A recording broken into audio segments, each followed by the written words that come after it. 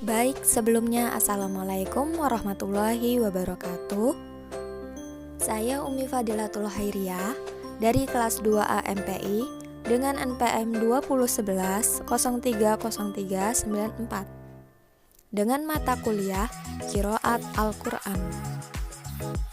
Dalam pemenuhan tugas kuliah yaitu mampu memahami, membaca hamzah dengan benar. Hari ini saya akan menjelaskan PowerPoint yang berjudul Hamzah Qotok dengan beberapa kajian yang dapat dilihat di sini. Yang pertama ada apa itu hamzah qotok, yang kedua rumusan dari hamzah qotok, yang ketiga contoh dari hamzah qotok, dan yang terakhir ada kaidah hamzah qotok. Yang pertama, pengertian hamzah qotok. Apa sih itu hamzah qotok? Jadi, hamzah qotok itu adalah kepala huruf ain. Bisa dilihat di situ contohnya, dan dapat diucapkan di awal maupun di tengah kalimat. Dan biasanya juga hamzah qotok itu berharokat fathah, domah ataupun kasroh. Tapi bentuk kepalanya masih seperti contoh yang pertama tadi, terdapat kepala ain. Hamzah qotok adalah setiap hamzah yang tetap diucapkan baik di awal kalimat atau di sela-sela kalimat. Hamzah ini ditulis dengan alif mahmud. Apa sih yang dimaksud dengan alif mahmud? Alif mahmud itu adalah alif yang disertai dengan kepala huruf ain seperti contoh yang ada di PowerPoint yang sebelumnya. Dan juga hamzah qotok itu adalah hamzah yang terputus, artinya dia tidak tersambung dengan huruf-huruf yang lainnya. Lalu hamzah qotok juga dirumuskan oleh ulama qurra bahwa hamzah qotok adalah. Jadi, rumusan ulama qurra dapat dilihat dan dibaca di situ, yang artinya hamzah yang dapat diucapkan selamanya baik di permulaan kalimat maupun di tengah-tengahnya. Dan juga ini adalah contoh dari hamzah qotok, bisa dilihat di sini. Ada beberapa contoh, ada 3. Yang pertama ada contoh ihwatun ihwah. Di situ terdapat alif mahmud, yaitu alif yang dilengkapi dengan kepala ain yang terletak di awal kalimat. Itu merupakan dari contoh hamzah qotok. Bisa dilihat di situ. Sekarang contoh yang kedua bisa dilihat di situ, masih tetap sama contohnya. Terdapat alif mahmuz atau hamzah qotok yang terletak di awal kalimat. Bisa dibaca di situ. Ataina. Dan yang ketiga, terdapat contoh hamzah qotok yang terletak di tengah kalimat.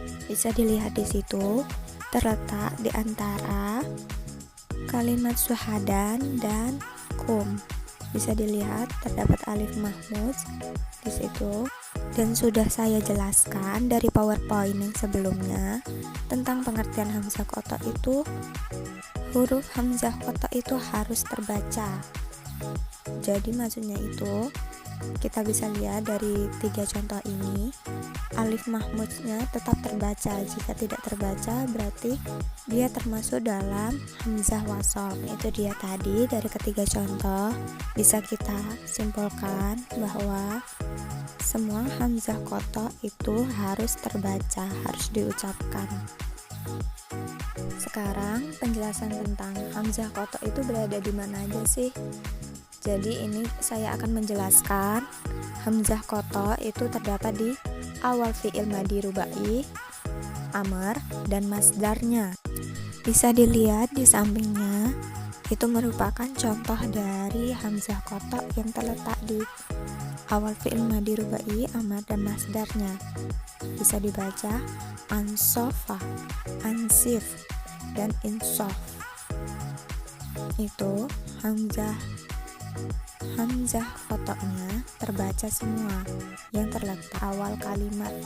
Yang kedua, di awal huruf, seperti yang saya jelaskan dari awal, bahwa hamzah kotak itu bisa terletak di awal dan di tengah. Dan ini adalah salah satu contoh dari hamzah kotak yang terletak di awal huruf. Bisa dibaca inna, anna, ila, dan au. Dan ini juga hamzah kotak yang berada di awal isim. Bisa dilihat di situ ada contohnya: Ahmad, Imam, Ajdun, Aslub. Apa sih itu isim? Baik, di sini saya akan menjelaskan sedikit tentang isim. Jadi isim itu di dalamnya terdapat kaidah huruf jar. Nah, di situ terdapat huruf jar yaitu min, ila, anna, ala, fi, rubi, ba, kaf, dan lam. Jadi dia itu huruf-hurufnya tidak bersambung pada fiil, dan dia juga bertanwin seperti fathah tain, kasrah tain, dan domah tain. Di situ sudah terlihat contohnya juga. Terdapat alif mahmus di depannya yang menandakan hamzah kotak.